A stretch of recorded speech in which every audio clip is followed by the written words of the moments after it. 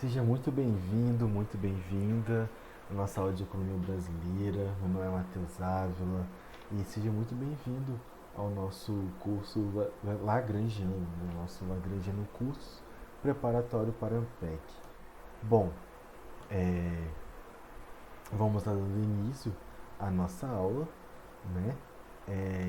Meu nome é Matheus Ávila, eu sou professor de Economia Brasileira, né, na parte de Economia Brasileira, nessa preparação para a sua prova da Ampec, tá certo? E hoje vai ser uma aula demonstrativa, vai ser uma aula para você me conhecer, para conhecer o nosso curso de Economia Brasileira, como que ele vai funcionar, quais vão ser os tópicos cobrados que a gente vai estudar na trajetória do nosso cursinho. E também vamos tratar um pouco sobre o que foi o Plano Real na sua concepção e na prática, né? Vamos ver aqui como que o Plano Real, por exemplo, é cobrado na prova da Ampec, para vocês também terem essa ideia e se familiarizarem com o nosso método de ensino, com o nosso método de estudo, tá certo? Então, muito bem-vindo, se preparem e vamos dar início à nossa aula, beleza, galera? Bom, primeiro eu vou me apresentar. Meu nome é Matheus, né? Como eu falei anteriormente, eu sou economista formado pela UFES.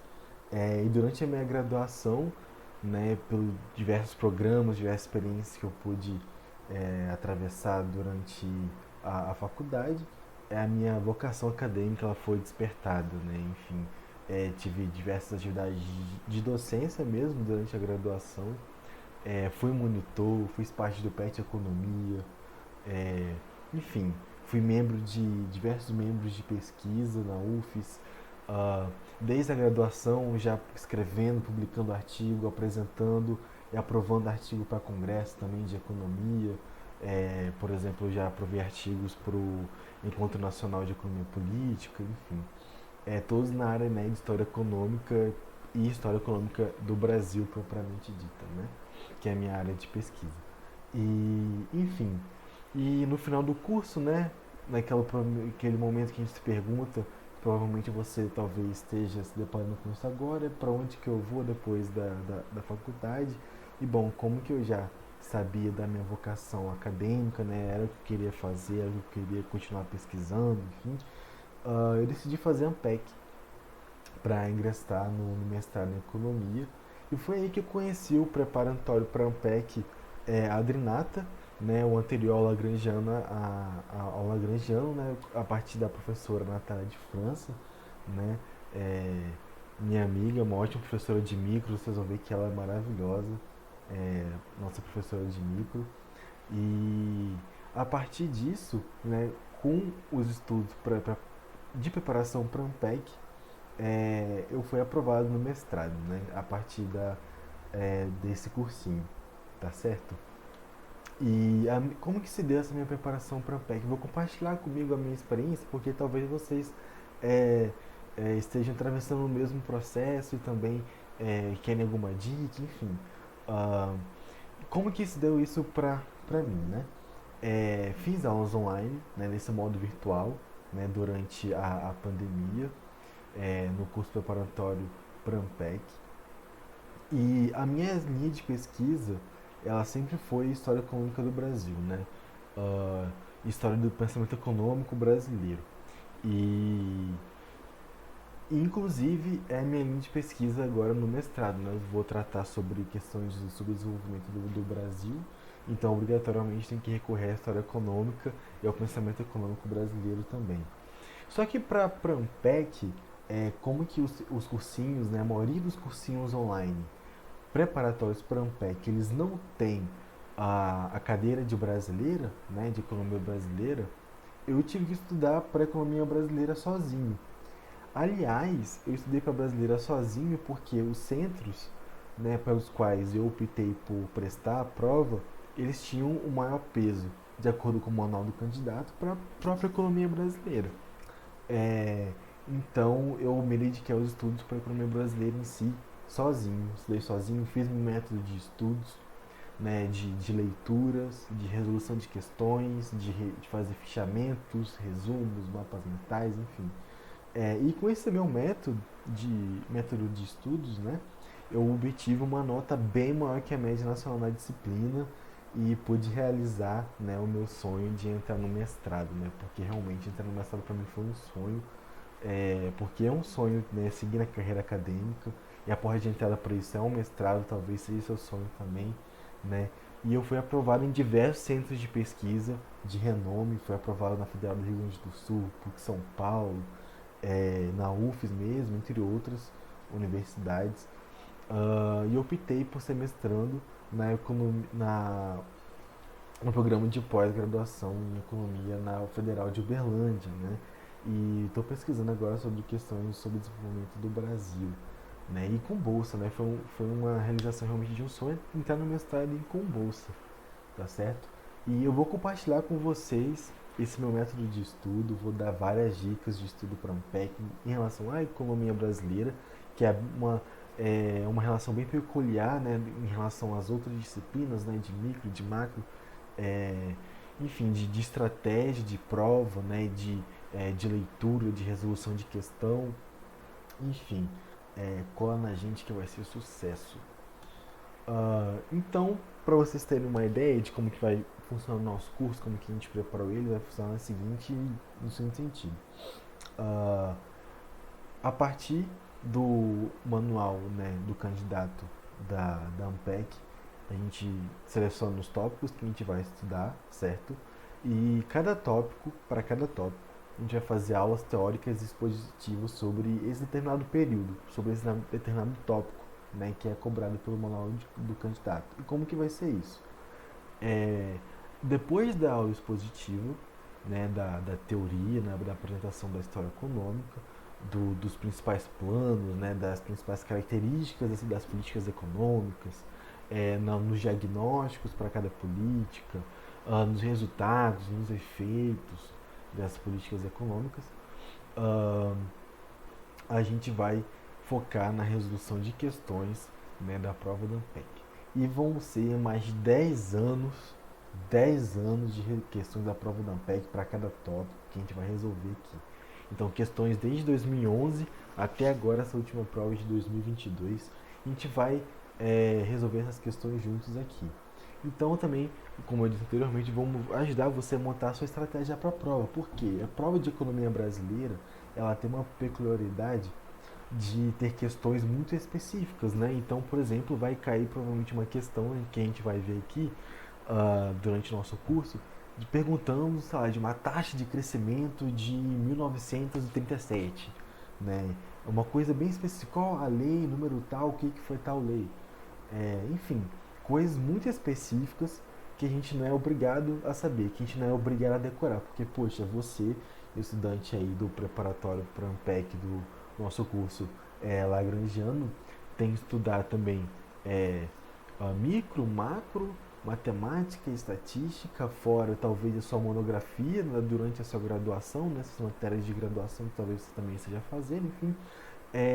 Ainda você tem que decorar qual foi o taxa de crescimento de cada ano, qual foi o tal ministro da Fazenda em determinado período, enfim, você não é obrigado a decorar nada.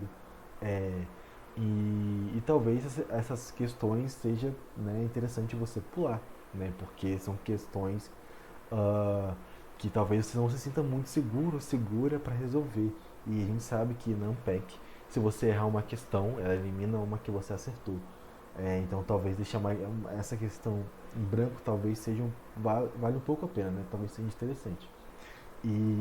Mas também a gente vai ver que talvez, mesmo uma pergunta sendo muito específica, se você souber o período e contextualizar ele através das características, né, que envolvem um determinado período, talvez seja interessante até mesmo analisando e lendo a questão, ficando atento aos detalhes, mesmo sendo uma questão muito específica, né, daquela ali de decoreba, talvez você consiga resolver, né?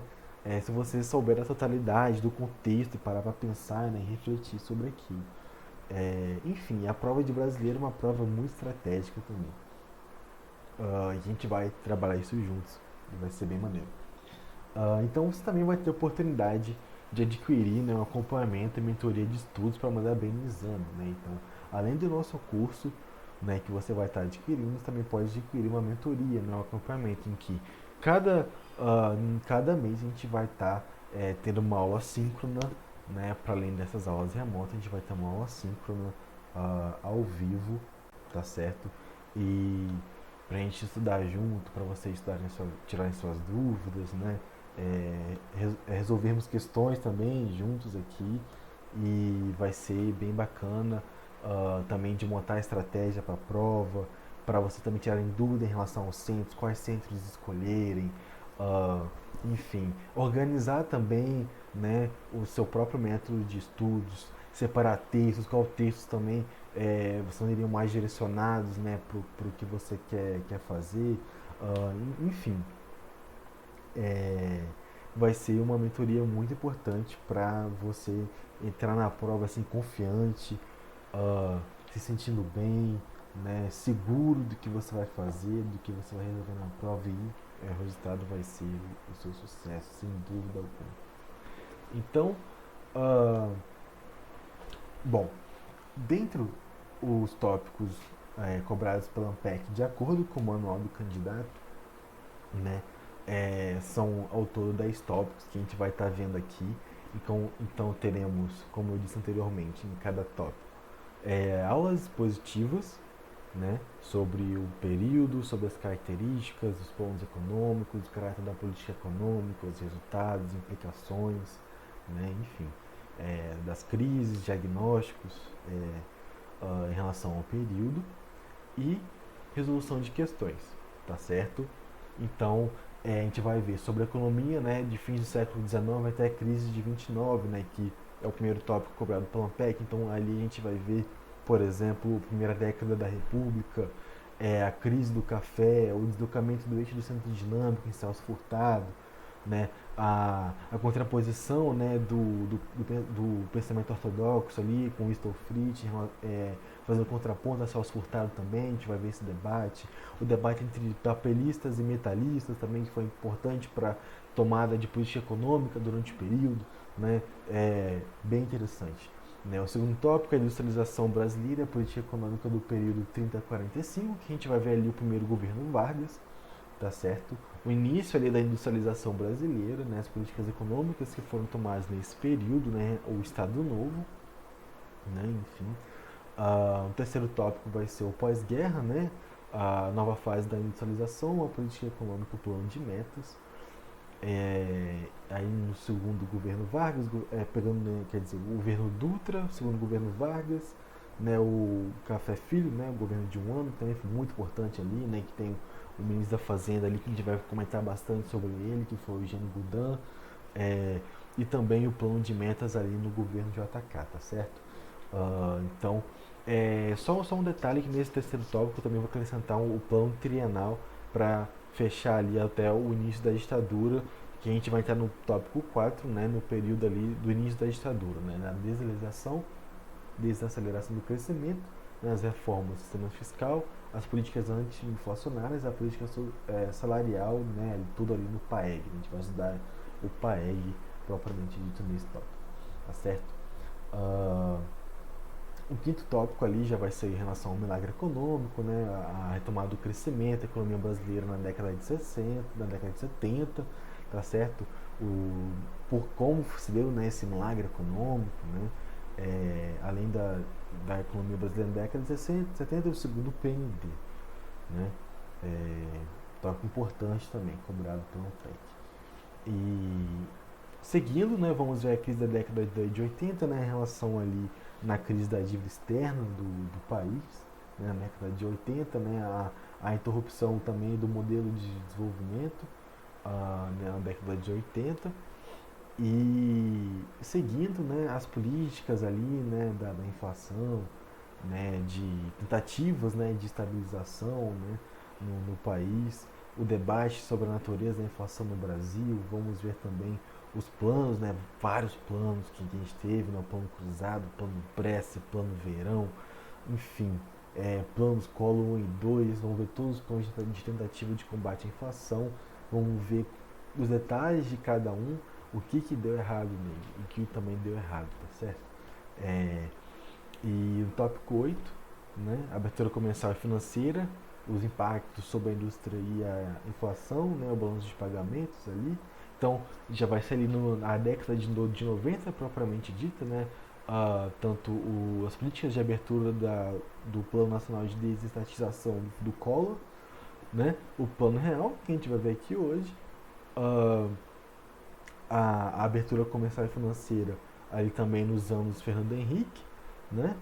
E como se deu também a dinâmica do balanço de pagamentos ali, né? Até a crise do final da década de 90, certo? Ah, e tópico 9, o papel do Estado na economia brasileira no século XXI e na atualidade. Aqui a gente vai ver basicamente o caráter, né, das políticas econômicas nos governos Lula e início do governo Dilma, né? É, e o último tópico, tópicos adicionais, que a ANPEC geralmente ela reserva um espaço de uma ou duas questões para esse tópico, que são tópicos que a gente vai ver durante o nosso curso, né? Então, por exemplo, ao decorrer do curso a gente vai ver características sobre o trabalho, sobre política fiscal, política monetária, uh, política externa, política estatal, política de desenvolvimento, sobre política inflacionária, né? Enfim, sobre diversos tópicos, né, que a gente tem dentro da economia e eles juntam isso em uma questão, né, uma questão só, né, um determinado tópico e juntam isso em uma questão que são questões que a gente vai ver, né, são tópicos que a gente vai ver durante o curso em todos os períodos. Então nisso aí você também pode ficar despreocupado. É, e eu vou dar um bônus para vocês no final da aula. Para quem adquiriu o curso, eu vou estar dando bônus, vou soltar no final da aula. É, um bônus bem interessante aí que para quem está estudando Prampec é essencial, beleza? Ah, então, a gente vai entrar aqui na nossa aula expositiva, na nossa aula demonstrativa, para conversar um pouco sobre o plano real, para vocês terem uma ideia de como que vão ser essas aulas expositivas e também as aulas focar em resolução de questões, né? Então, antes de entrar para a nossa conversa propriamente dita, vou tomar aqui uma água.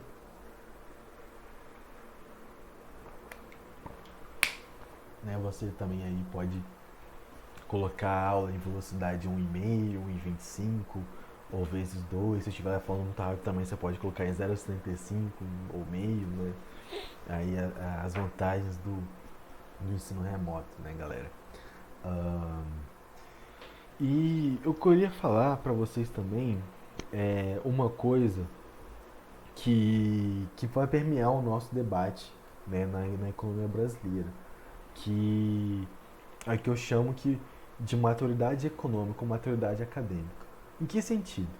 Economia brasileira é um tópico que ela vai abranger, e vocês vão perceber isso, diversas matizes da economia. Então a gente vai ver várias matizes teóricas, heterodoxas, ortodoxas, enfim, monetaristas, keynesianas, schumpeterianas, enfim, vamos ver diversas linhas de pensamento que vão permear o período em si, a análise do período em si, né?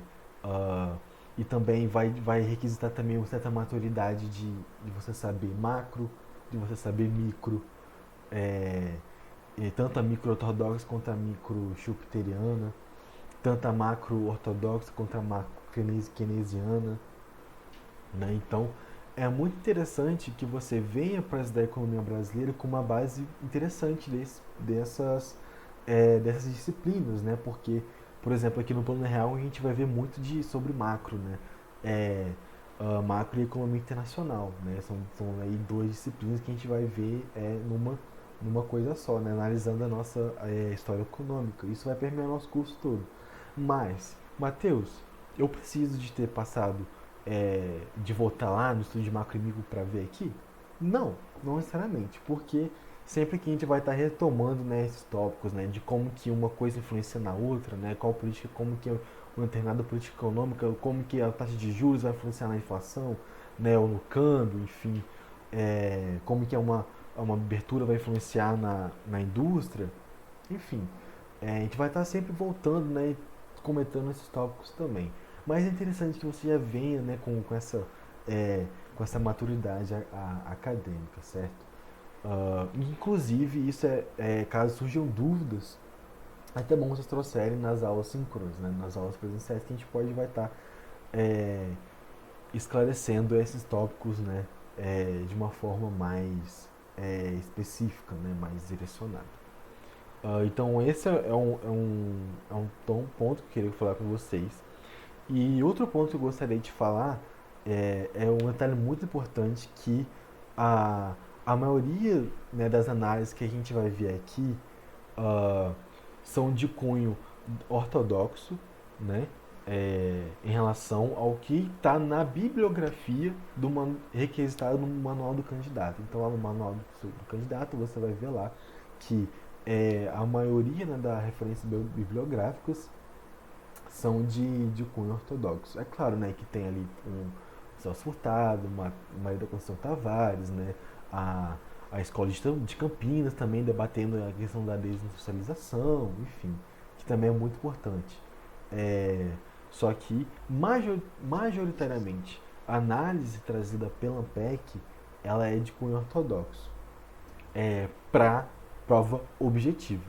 É importante ressaltar isso. Então, galera, eu sei que vários tópicos que a gente vai ver aqui, inclusive o plano real, geram polêmica, geram debate, né, geram discussões assim que é, englobam várias matrizes de pensamento, né, vários pensamentos diferentes, referenciais históricos diferentes, né, então você pode estabelecer diversas críticas em diversas correntes de pensamento sobre os tópicos que a gente vai ver aqui no nosso curso, né, e só que, né, como que a gente está estudando para ANPEC, né, como a gente está estudando para você passar na prova da ANPEC, para você cativar lá a nossa vaga de mestrado, nossa vaga de doutorado, como que a gente quer isso, a gente vai focar no que a ANPEC pede. Então, vou ressaltar isso para vocês logo aqui no início, né, porque a gente não vai entrar em muitos debates, né, de corrente de pensamento, de corrente teórica, né, só quando realmente for necessário, porque a ANPEC pede. Então eu vou pedir a compreensão de vocês. Eu sei que a galera fica entusiasmada, né, com os debates que sugerem, porque realmente é uma disciplina muito gostosa, é, e que gera bastante discussão. Isso realmente é muito bom, eu também adoro, mas a gente vai focar aqui na ANPEC. Beleza?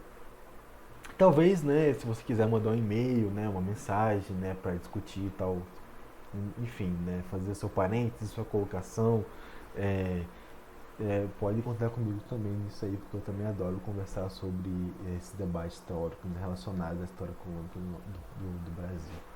É, Beleza, pessoal? São esses dois parênteses que eu gostaria de fazer aqui antes da gente começar, né?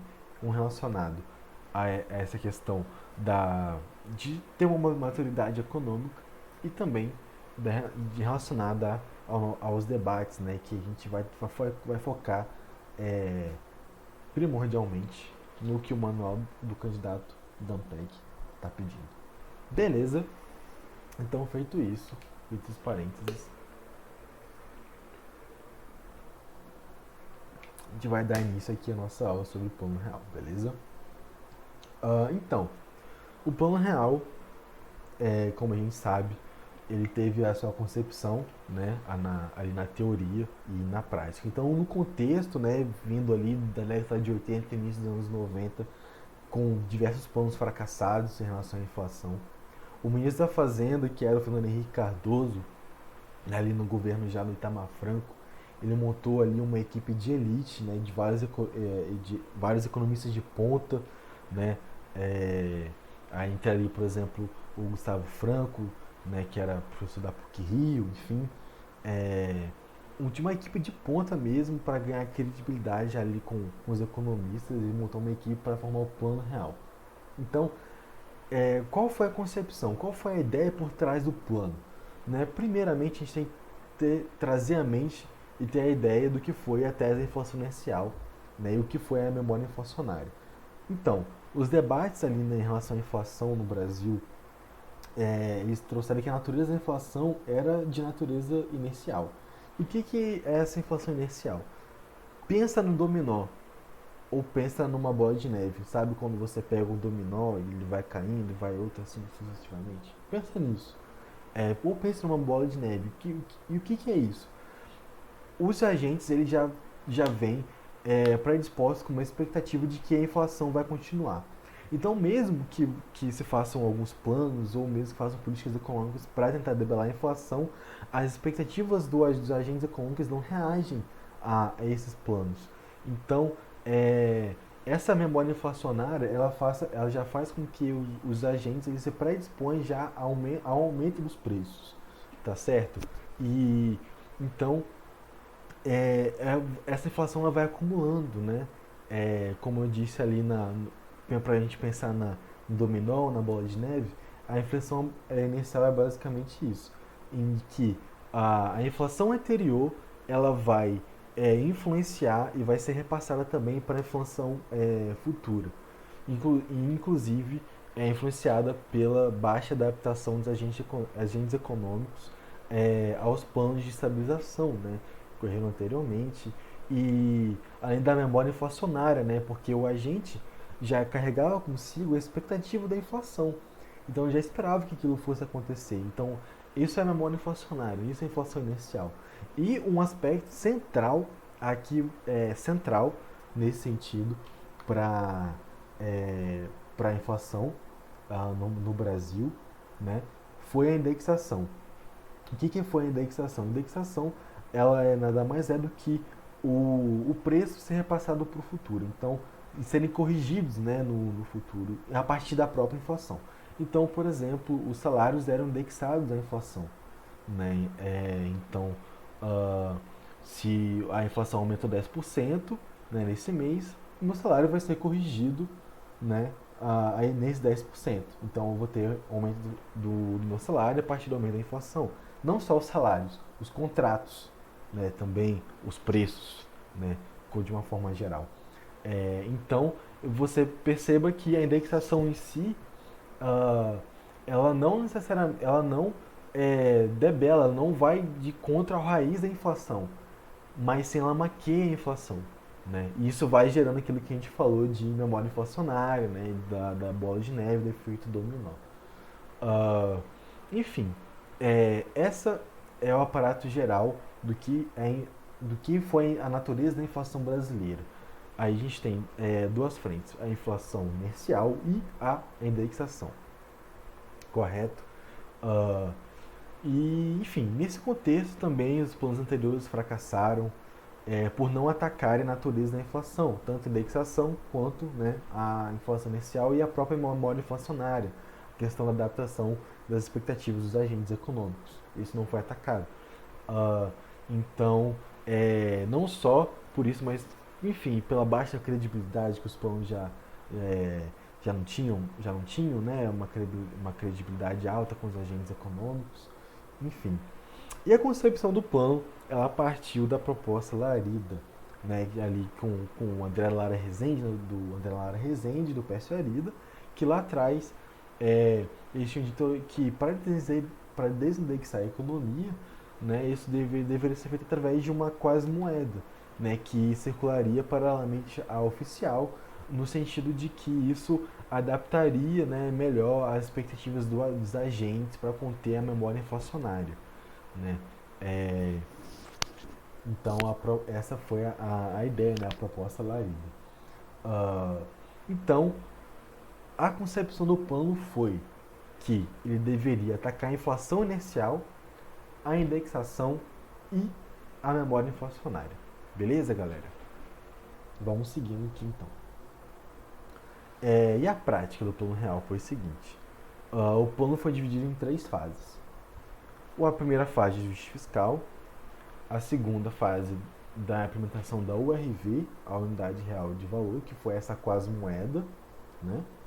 E a terceira fase, que foi a reforma monetária, né? O real entrando como moeda oficial, e a âncora cambial, que a gente vai ver também o que foi isso aí. E vamos ver agora, né, cada fase detalhado né, nas suas respectivas fases. Então vamos lá. É, a primeira fase é o ajuste fiscal.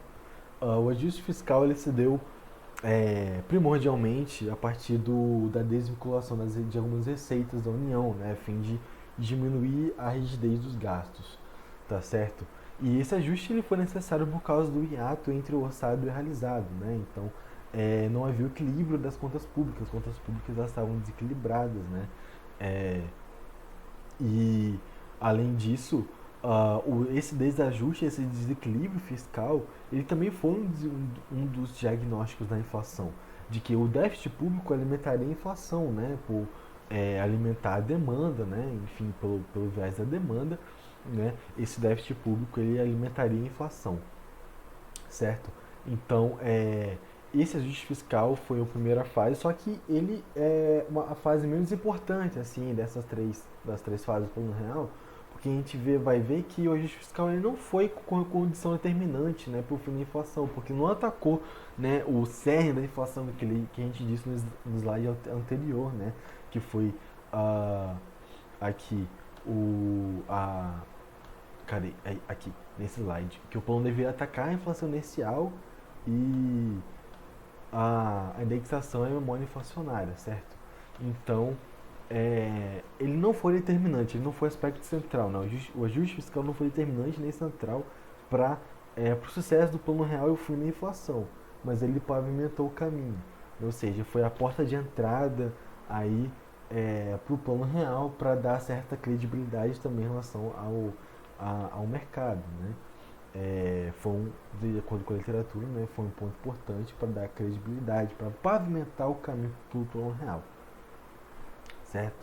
E uma característica interessante também nesse ajuste fiscal foi a criação do Fundo Social de Emergência, né, atrelado com a desvinculação das receitas da União, né?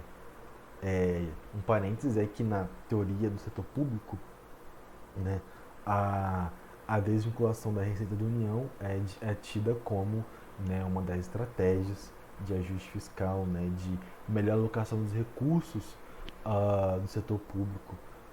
Então, corroborando aí, né, para essa ideia de que foi uma porta de entrada do plano real, né, para dar certa credibilidade ao plano, né. A segunda fase, a fase, se não a mais importante, foi a desindexação e a unidade real de valor, a URV.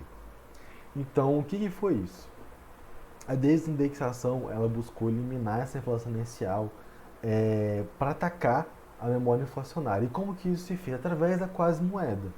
Então, circulou concomitantemente, né, paralelamente à moeda oficial, a URV, a Unidade Real de Valor. E ela foi usada exatamente para isso, para desindexar a economia, ou seja, para que os preços não fossem corrigidos, né, para que os preços eles não fossem repassados para o futuro, para atacar essa memória inflacionária. Então, a URV ela seria essa moeda sem memória inflacionária, né, que seria usada apenas como unidade de conta, né? Aí nas funções da moeda que a gente sabe, né, que é o meio de troca, unidade de conta e reserva de valor. Então, ela seria apenas como unidade de conta. O reserva de valor ela seria usada apenas como fosse o plano real, né? Ou apenas quando o real fosse inserido. Mas nesse período ele apenas funcionou como unidade de conta. Então, foram 6 meses desde o início do ano até, se não me engano, junho, julho foi do ano de 94, que foi quando o real começou a circular na economia, é, em que o uso da ORV ela foi facultativa. Ela foi interessante para desindexar a economia no sentido de que ela demorava mais para reajustar os preços. Então, e como isso também funcionava, uma coisa interessante que vocês já devem ter ouvido falar, que tinha tabelinha de conversão, né, entre a ORV e a moeda e a moeda oficial do período, né? E o uso era facultativo, né? Então, se a pessoa quisesse usar a ORV, ela poderia usar, né? Ou não também. Mas a ideia foi de que os agentes econômicos começassem a migrar para essa quase moeda, tendo em vista que os preços nessa unidade de conta ela não era tão estável assim, né? Como eu disse, o reajuste dos preços eles eram maiores, né? Eles tinham um período de tempo maior para serem reajustados. Ah, e além do uso ser facultativo, né? O que fazia com que os agentes econômicos eles se adaptassem a essa nova moeda. Então, foi uma passagem suave, não foi aquela coisa abrupta, né, dos planos anteriores que deram errado. É, e então foi uma ponte para o real, né? Então pensa que foi um caminho, né, do fim da inflação para o real e essa ponte aí para o término da inflação, né? Para a moeda antiga para a moeda nova do real, né? Ali uma ponte, um caminho suave. A gente vai ver que que um dos resultados que fizeram com que o plano real desse certo foi justamente essa adaptação dos agentes econômicos em relação a essa nova moeda, né? É, no sentido de que ela não tinha essa memória inflacionária, né? E essa adaptação, essa suavidade dessa inserção do real na economia, ela fez justamente isso. Eliminou a memória inflacionária, eliminou a indexação. Então, através da ORV, né, nessa passagem, eu vou repetir isso porque isso cai na prova, é, essa passagem suave e não abrupta de uma moeda para outra fez com que a memória inflacionária fosse debelada, ela fosse apagada, né? E esses são os pontos também pelos quais o plano real deu certo, né? Continuando também,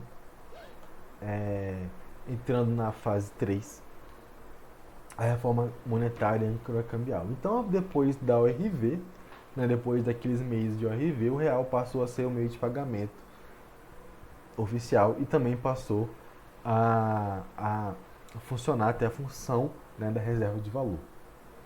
E para manter, né, a inflação controlada, qual foi outra estratégia do plano real? Além dessa quase moeda que agora passa a funcionar como meio de pagamento, como reserva de valor, né, passa a ter ali todas as funções da moeda, né, nela, né, certo? Funcionando no real. A paridade do real com dólar, né, a paridade de 1 para 1, certo? Através dessa que foi chamada de âncora cambial. E para manter essa âncora cambial, né, de 1 para 1, a estratégia utilizada foi a elevação da taxa de juros a níveis bastante elevados e apertos de liquidez e limites para a base monetária.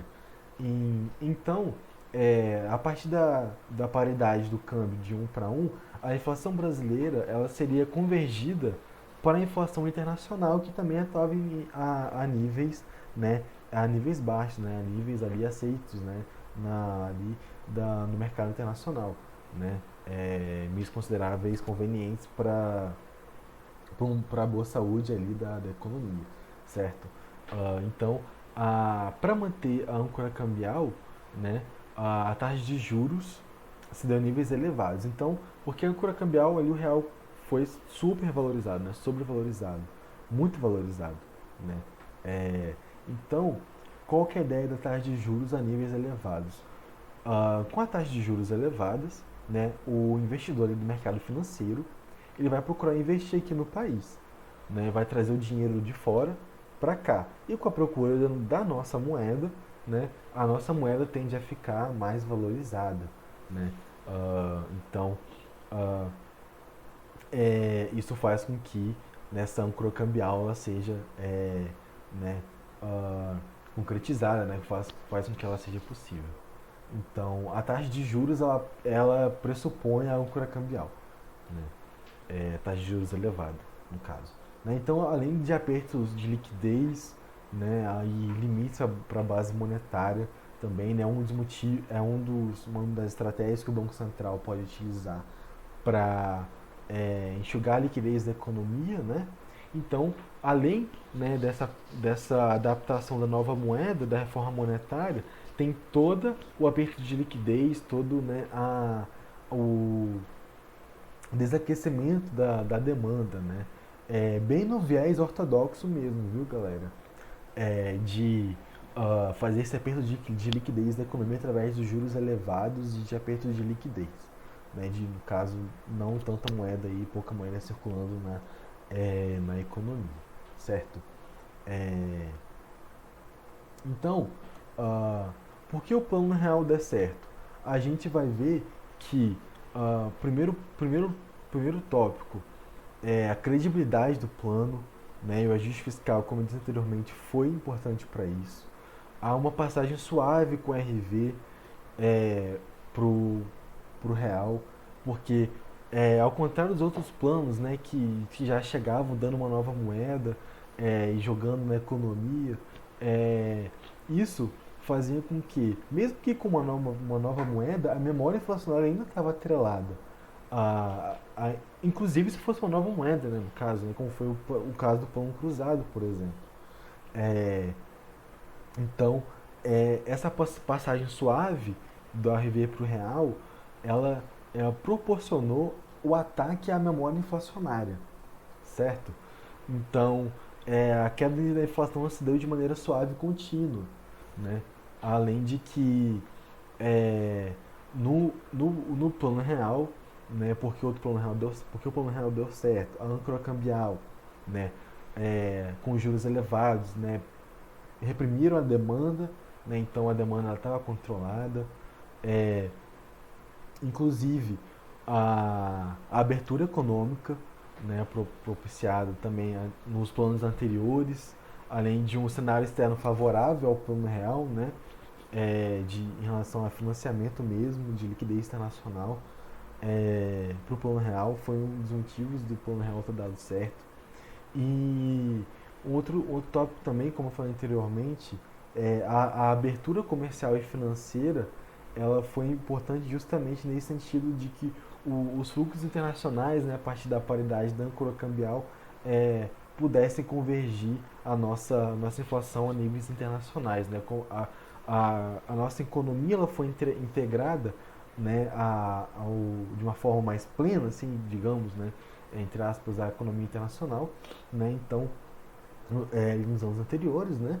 Uh, então isso foi importante para que, por exemplo, a âncora cambial, né, fosse é, ter dado certo, né? Que a âncora cambial fosse uh, feliz ali, né, no sentido de acabar com a inflação, né? Uh, então, né, como a gente está vendo aqui, resultados, né, houve a convergência da inflação doméstica aos níveis internacionais, certo? A queda da inflação, né, de uma forma suave, de uma forma contínua, né, adaptação dos agentes econômicos em relação à nova moeda, fim da memória inflacionária, fim da indexação, né, e consequentemente, né, ali com o plano real, né, de ataque à inflação, nesses movimentos de alta de juros e apertos de liquidez, em contrapartida, a gente tem uma possibilidade de recessão, né, de desemprego, de desaceleração do PIB, que vai influenciar aí na economia nos anos anteriores, nos anos consequentes, perdão, nos anos aí que vão vir após o plano real. Além do resultado negativo, que foi a deterioração, né, das contas externas devido à valorização cambial. Então, como que eu disse anteriormente, com a alta valorização do câmbio, que a gente tem? A gente tem o aumento das importações, né, já que fica mais barato da gente comprar no exterior, já que a gente não precisa de tanto real para comprar um dólar, né, fica mais barato da gente comprar no exterior. Então, as importações elas cresceram, né, não só as importações, mas como o juros estava muito elevado, é, uh, e além da abertura comercial e financeira, as remessas, né, de lucros, de dividendos, né, enviados ao exterior implicaram em que a, a parte das transações correntes, né, do balanço de pagamentos ficassem muito deficitários e a conta financeira, né, ali com a entrada de capitais do investimento, de carteira de investimento direto do país, eles não conseguiam fazer frente, né, esse déficit em transações correntes. Portanto, o balanço de pagamentos do Brasil começou a ficar bem deficitário. A gente vai ver que isso teve consequências duras para o país, né, no final da década, né? Inclusive, decretando ali na crise da dívida no final da década de 90, né, que o Brasil teve que renegociar com o FMI, tá certo? E aí, a partir disso, adotou o tripé macroeconômico, né? Isso a gente vai entrar em detalhes, né, em detalhes mais específicos mais para frente, em outras aulas. Então é isso, pessoal. Ou foram atacadas a memória facial, a memória inflacionária, a indexação, tá certo? E em contrapartida, né, a gente teve vislumbres de baixo crescimento econômico e deterioração do balanço de pagamentos, né? O desequilíbrio ali no balanço de pagamentos, déficit no balanço de pagamentos, principalmente no que tange ali as transações correntes, beleza? Então, coloquei esse esquema para ficar mais fácil, né? Do plano real, esse esqueminha que ficou bem bacana. O que aconteceu? Valorização da taxa de câmbio, né, âncora cambial, em conjunto com apertos de liquidez e a taxa de juros, o que isso proporcionou, né?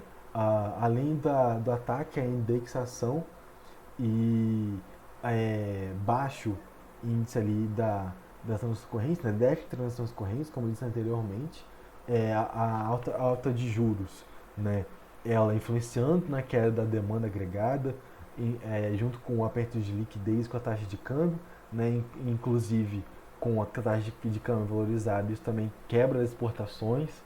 Então, o saldo de transações correntes também, nem o saldo de transações correntes, nem a demanda, ela consegue ser puxada também ali pelas exportações, né, pela balança comercial, pelo contrário. E com todo esse aparato, né, macroeconômico aí de taxas de juros apertos de liquidez, né, juntamente com o fim da indexação, né, e o aperto da demanda agregada, né, isso gera e teve como consequência a queda da inflação. Então, a título de ilustração, a gente vê aqui a taxa de câmbio, né? Aqui o slide ficou um pouco pequeno, então não dá para ver os números ali embaixo dos anos, porque não coube aqui no slide, né? Então a gente tem que a taxa de câmbio estava numa linha bem estável ali, né? Durante o plano real, né? Nas chamadas ali bandas cambiais, né, em anos posteriores.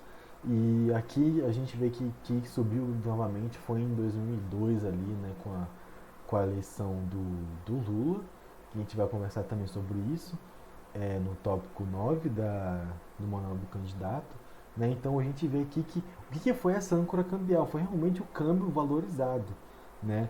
Procurando ele manter na faixa de 1 para 1 o câmbio com a nossa moeda em relação ao dólar, né? Então, pra gente ver como que foi essa âncora cambial, como que a moeda ela não desvalorizava e como que a taxa de juros também influenciava para que isso acontecesse, né? Continuando, aqui o resultado da inflação, né? Aqui a gente teve a âncora cambial e o resultado, né, a inflação aqui antes de, olha só onde estava, isso aqui é por mês, tá, galera? Como que ela despencou aqui para quase zero, né, quando o plano real foi implementado, né? Daí que a gente vê esse gráfico bem ilustrativo, como que ela despenca e continua, né, nos anos seguintes. Então a gente vê inclusive que os próprios as próprias ideias do plano real, né, ali da âncora cambial, da taxa de juros elevada, do aperto de liquidez, eles continuaram, né, nos anos seguintes ao plano real para a estabilização da economia, né, para que essa taxa de inflação ela ficasse, né, a níveis baixos, né. Foi essa uma das heranças do plano real, foi a sua própria continuidade nos anos seguintes, né. Então a gente finaliza com isso, né, com essa parte ilustrativa dos gráficos, a nossa aula. A gente vai entrar, né, nas questões do plano real, sobre o plano real. Separei aqui algumas questões para a gente trabalhar de forma bem rápida, né, para vocês verem como que funciona, né, essa nossa dinâmica de resolução de questões, né. Então, primeiro eu dei para vocês o que foi o plano real, né, suas características na concepção e na prática, as 3 fases, né, da implementação do plano e o porquê o plano deu certo e os seus resultados, certo? Então aqui a gente vai entrar agora na resolução de questões. Então vamos lá, prova da Ampere de 2011, questão 11, né? Então vou dar um minutinho aí, pausa, lê a questão, tenta resolver, né? Tenta aí fazer a questão pelo que a gente já viu aqui, pelo que você sabe, e a gente vai corrigir. Beleza? Então você deu sua pausa, tentou corrigir, né? Tentou fazer, vamos corrigir. Vambora. Então a primeira questão diz o seguinte: as aberturas comercial e financeira, as privatizações, a apreciação cambial e a adoção de elevadas taxas de juros reais foram peças-chave na condução do plano real. Galera, eu já coloquei aqui esse verdadeiro para você ter essa memória fotográfica, né, de você olhar para o que ela está dizendo, né, e para a questão, e você já vê que ela é verdadeira, porque você, quando você for fazer outras questões sozinho ou sozinha, você já, quando você for olhar para uma questão parecida como essa, porque a prova de brasileira tem disso, as questões elas são um pouco parecidas, variando de ano em ano, troca uma palavra ou outra, um termo ou outro, mas elas são parecidas, né? É importante que você saiba, né, a totalidade, o teor do que foi do que a questão está te pedindo, né? Então aqui de cara você já vê que a questão verdadeira é justamente o que a gente viu durante a nossa aula, né? Que a abertura e a liberalização financeira foram importantes para assegurar a âncora cambial, né? Que foi chave no combate à inflação, certo? Em que sentido? Como eu disse anteriormente, a abertura comercial e financeira e as privatizações, elas foram, né, nivelar ali o tapete para que a apreciação cambial, né, para que a âncora cambial ela desse certo, né, porque os fluxos internacionais pudessem acontecer de maneira livre, né, porque justamente muito provavelmente não ia dar certo, né, se a economia fosse fechada e a gente tentasse adotar a âncora cambial. Né? Isso a gente pode ver na teoria macroeconômica em relação aos modelos ali de Mendel-Fleming, né? Naqueles modelos ali da SLNBP e ISLNBP, perdão, meio que um trava-língua.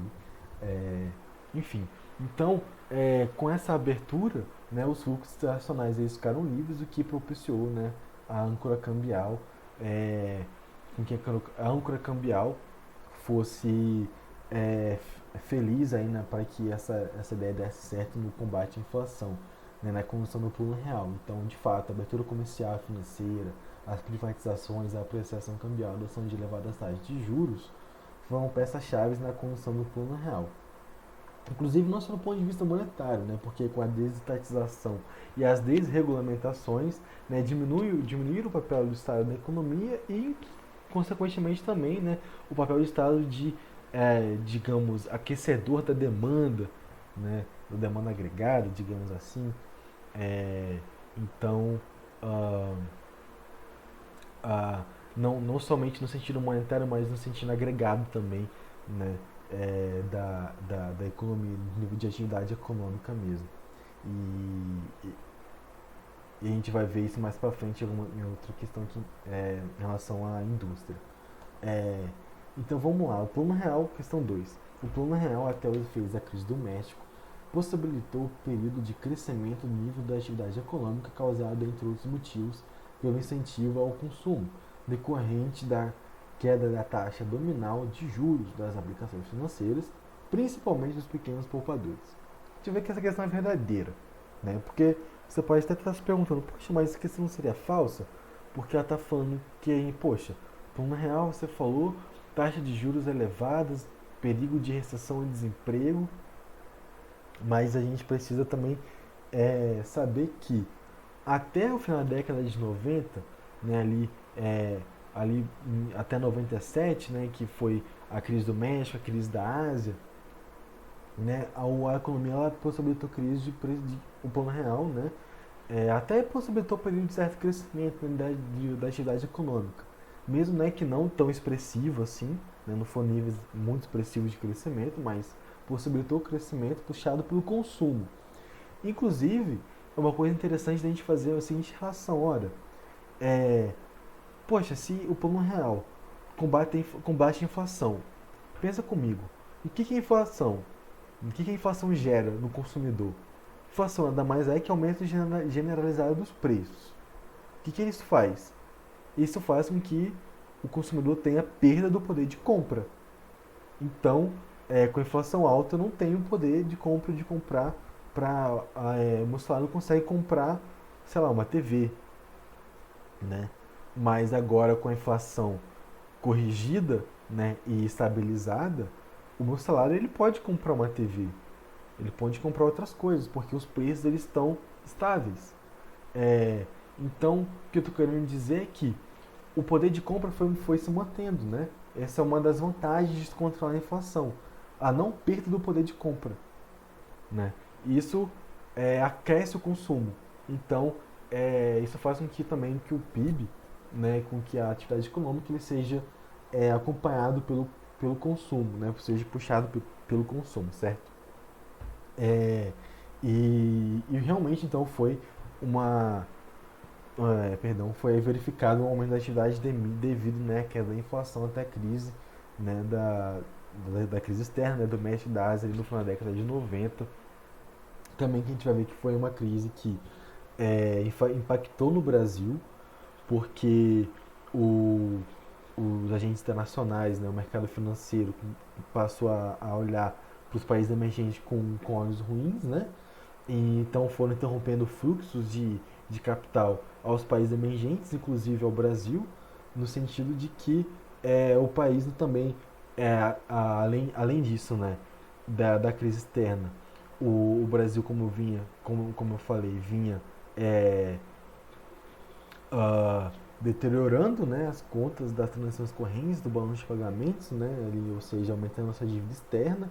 Isso, né, gerou ali uma crise que o Brasil teve que recorrer ao FMI no final da década de 90. Né? Então, a inflação continua estável, mas, né, a atividade, a partir dessa crise, começou a decair, inclusive, né, por causa dos efeitos da continuidade do plano, né, ali, né, no final da década de 90, como os juros altos, o aperto de liquidez e o câmbio valorizado. Né. Então, a questão 4, vamos lá, o que ela está dizendo para a gente? Ao contrário da década de 80, uma condição externa favorável ao sucesso do plano real foi a facilidade de tomar financiamento nos mercados internacionais. Verdadeiro, né? Como eu disse anteriormente, uh, no início da aula, né, o mercado externo foi favorável ao plano, né, porque além disso era um plano ortodoxo, era um plano que tinha credibilidade, né, um plano ali que elevava a taxa de juros, né, enfim, tinha um receituário ortodoxo, né, conveniente com que o mercado internacional gosta, né, com que convém ao mercado internacional. Uh, portanto, uh, teve uma condição externa favorável ao plano real. Além da conjuntura internacional, né, não só, né, da familiaridade ali de concepções, mas de liquidez internacional também. O que foi alimentado, né, pela abertura financeira e pela abertura comercial também, né, como a gente viu anteriormente na questão anterior, né, que a abertura atrelada com um aumento da liquidez internacional, né, foi favorável para o país tomar financiamento nos mercados internacionais, fazer frente ali às suas contas externas, né, para manter a âncora cambial ali com o real e o dólar, né, na paridade de 1 para 1, certo? E inclusive nos anos 80, né, a economia internacional estava em crise, né, restrições de liquidez, aí, que inclusive a gente vai ver na dívida, que influenciou isso, vai influenciar na crise da dívida, né, inclusive na crise do petróleo, né, que, enfim, cessaram-se a, os investimentos internacionais, né, os fluxos internacionais de investimento, inclusive no choque dos juros, né, dos Estados Unidos, né, no início da década de 80, né, a gente vai ver isso tudo com mais detalhes também. Mas a questão, como eu disse, né, se a gente for olhar para o todo, né, inclusive pensar nisso em relação à abertura comercial que a gente viu anteriormente, realmente verdadeira. Né? Então vamos lá, é a PEC 2012, questão 11, nossa próxima questão. Dá uma pausa, tenta resolver. A gente vai voltar aqui para você resolver as questões. Questão 2 e 4, PEC de 2011, questão 11. Então você vai dar sua pausa e tentar resolver. Para correção, vamos ver o seguinte, questão 2. A grande entrada de capitais externos em 94 foi essencial para a política cambial usada pelo Plano Real como instrumento anti-inflacionário, embora provocasse expansão dos meios de pagamento. A gente vai ver que essa questão é verdadeira porque a entrada de capitais ela foi muito importante para a manutenção da âncora cambial. Né? E mesmo com a expansão dos meios de pagamento, né? Tendo em vista a própria desindexação, né? O aperto de liquidez, né? O aumento da taxa de juros, então vê que uma coisa leva a outra. Né? A grande entrada de capitais, né, em 94 puxada também pelo aumento da taxa de juros, né, como eu disse anteriormente, o aumento da taxa de juros faz com que o capital estrangeiro se sinta atraído de vir para o Brasil, porque aqui ele vai ter uma maior remuneração do seu capital, né? Então, de fato, quando o capital externo migra para o Brasil, há maior procura, né, da nossa moeda e, consequentemente, a valorização do real. Então, de fato, a grande entrada de capitais, né, favorecida também, como a gente viu na questão anterior, pela liquidez internacional, né, abertura econômica, enfim, vai gravando aí, vai notando esses detalhes, né, esses pontos também foram importantes para o César do Plano Real, né, foram importantes, né, para a política cambial, para segurar essa âncora cambial, né, como um instrumento anti-inflacionário. Beleza, galera? Questão 4. Vamos lá. Depois de 94, o equilíbrio da conta de transações correntes sustentou a política cambial até 99, apesar das fugas de capital que ameaçaram em 95 e 97, depois da crise cambiais do México e da Ásia. Bom, galera, essa questão é falsa. Por quê? Tá falando assim, depois de 94, o equilíbrio das transações correntes sustentou a política cambial. Na verdade, não foi isso, né, galera? A gente viu que foi totalmente o contrário. A conta de transações correntes ela ficou desequilibrada com o Plano Real. Por quê? Como a gente viu anteriormente, âncora cambial sustentada pela alta taxa de juros. Havia uma dupla fuga de capitais, tanto com as importações quanto na remuneração ao exterior, né? A conta primária, né? Ali no balanço de pagamentos, né? Dentro das transações correntes, né? Então, assim, a, a, a âncora cambial fazia com que, por exemplo, né, com o dólar com o câmbio está valorizado, né, incentivam-se as importações e desincentivam-se as exportações. Então tem aí a balança comercial deficitária, né, além de que com a abertura, né, com, né, a liberalização comercial e financeira, a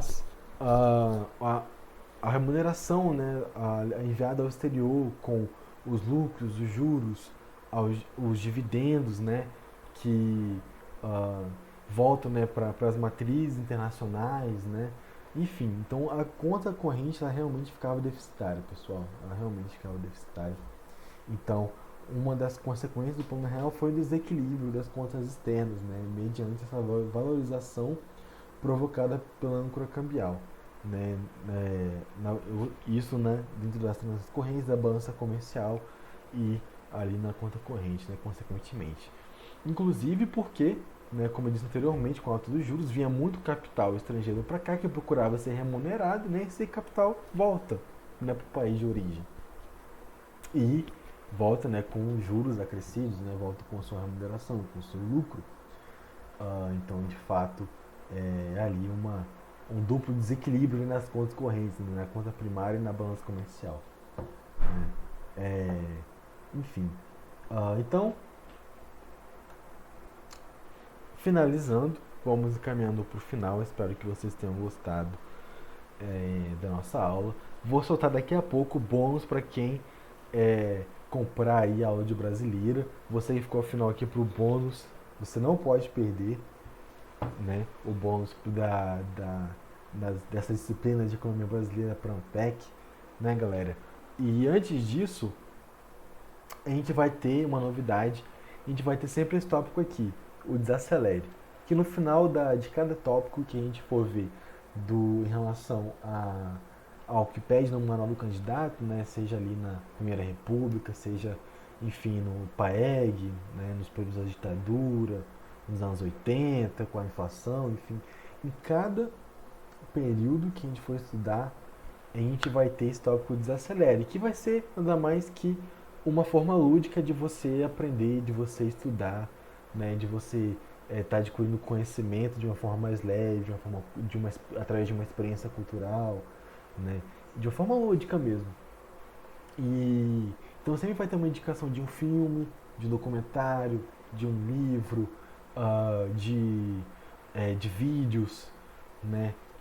Enfim, eu vou sempre estar passando para vocês esse desacelere de uma forma para vocês aprenderem de uma maneira mais lúdica, né? O que foi o determinado período. E em relação ao plano real, a gente tem o filme real, o plano por trás da história, né? Que conta a história do plano real, né? Que é inspirado no livro do plano real em relação ao bunker, foi uma memória mais depois do plano real e o bunker, né? Enfim, que os economistas eles ficaram presos num bunker, para eles não terem contato e não serem influenciados politicamente, externamente, né? Não se deixarem levar por pressões políticas, né? Enfim, e o plano ele mostra sobre a concepção do plano real focado na pessoa do Gustavo Franco, que foi um dos economistas pensadores, né? E elaboradores do plano real. Então, fica aí a sugestão para vocês desacelerarem dos estudos, aprenderem de uma maneira mais lúdica, terem essa experiência cultural e aprender também ao mesmo tempo. Eu espero que vocês tenham gostado desse tópico. Enfim, espero também que vocês estejam curiosos e se vocês também tiverem sugestões de filme, de livros, documentários, vídeos, etc., podcast, né? Enfim, manda pra gente também, que a gente vai estar compartilhando com vocês pra galera ter acesso e aprender. E aprender todo mundo junto. Então, pessoal, muito obrigado por terem acompanhado até aqui. A gente também vai estar disponibilizando para vocês, caso vocês queiram comprar também as apostilas, né? Em que nas apostilas tem um resumo direcionado, então é um resumo de todos esses textos, de todas essas bibliografias bem enxutas, né? Bem fichadas, bem resumidas, para você estudar também, ter uma leitura embasada na bibliografia que é um pack pad, sem precisar ler, né, um monte de livro, um monte de texto, né, enfim. São vários livros, vários textos resumidos ali em menos de 30 páginas, né, por período. Então, vale muito a pena você também comprar o PDF, as apostilas que a gente vai estar disponibilizando. Então, é isso, pessoal. Muito obrigado pela atenção. Bons estudos, até breve e um grande abraço.